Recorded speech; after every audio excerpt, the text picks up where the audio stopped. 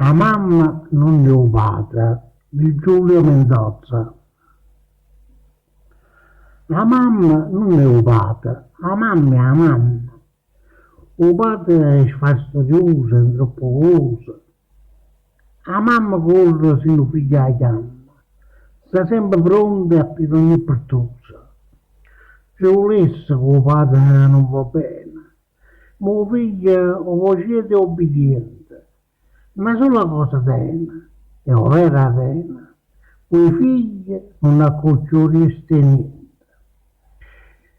Se un figlio per caso sta in turchetta, essa sa solo di annanzi a rete.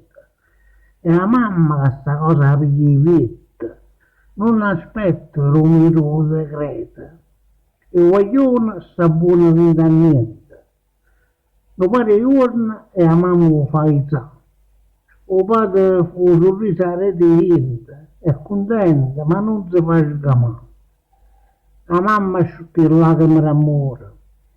Pure se è resa non lo fa capire, sempre pronto, consiglia e dà calore, e dice ogni momento casto qui, per i figli essere una santa, una maronna, ma sanno che non cede sempre, e basta, sanno che è forte come una colonna, loro i guaglione, ma essa è la mamma, essa è la madre.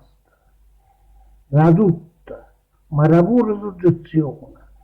Consiglia ma pretende l'onestà. Se vuol tenere il fuoco, ma attenzione, perché nessuno mai ha da sgarrare. La mamma non è un padre, la mamma è la mamma.